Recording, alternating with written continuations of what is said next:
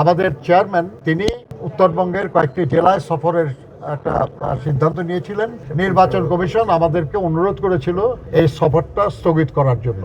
আমরা তাদের অনুরোধ রক্ষা করেছিলাম। দেশের বেশ কিছু রাজনৈতিক দলের নেতৃবৃন্দ তারা কিন্তু নির্বাচনী প্রচারণা ক্রমাগত চালিয়ে যাচ্ছেন। এই নিয়ে নির্বাচন কমিশনের কোনো ব্যবস্থা গ্রহণের খবর আমাদের কাছে নাই।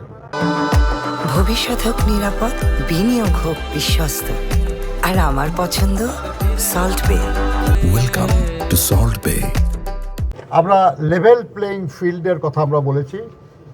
আমরা বিএনপি এই নির্বাচন যাতে যথাসময়ে অনুষ্ঠিত হয়, সবাই যাতে এই নির্বাচনে অংশগ্রহণ করে, কেউ যেন কোনো কারণে কোনো সুযোগ না পায়, নির্বাচনের মাঠ থেকে সরে যাওয়ার চেষ্টা করতে না পারে, সেই লক্ষ্যে কিন্তু আমরা আমাদের চেয়ারম্যান তিনি উত্তরবঙ্গের কয়েকটি জেলায় সফরের একটা সিদ্ধান্ত নিয়েছিলেন। পরিষ্কার বলে দেওয়া হয়েছিল যে এটা উনি কোনো রাজনৈতিক সমাবেশে অংশ নেবেন না, কোনো রাজনৈতিক বা নির্বাচনী কোনো বক্তব্য রাখবেন না।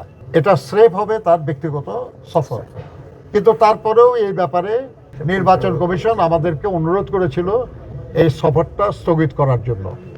আমরা সুষ্ঠু নির্বাচনের স্বার্থে এবং সবাই যাতে অংশগ্রহণ করে সরে যাওয়ার সুযোগ না পায়, এগুলোর বিবেচনা করে আমরা তাদের অনুরোধ রক্ষা করেছিলাম। আমরা লেভেল প্লেইং ফিল্ড ঠিক রাখার জন্য আমরা ক্রমাগত চেষ্টা চালিয়ে যাচ্ছি। এখন আমাদের নেতা রাস্তায় বের হলে হাজার হাজার লোক হবে, এটা তো আমাদের কোনো দোষ না। এবং এটা হলেই কেউ কেউ কষ্ট পায়, কেউ কেউ মনে করে যে এটা নির্বাচনের প্রভাব বিস্তার করতে পারে। সে কারণে আমরা কিন্তু ওনাকে কোনো প্রোগ্রামে যাওয়ার জন্য আমরা আর বলছি না, উনিও যাচ্ছেন না। আমরা 22 তারিখ থেকেই কর্ম শুরু হবে।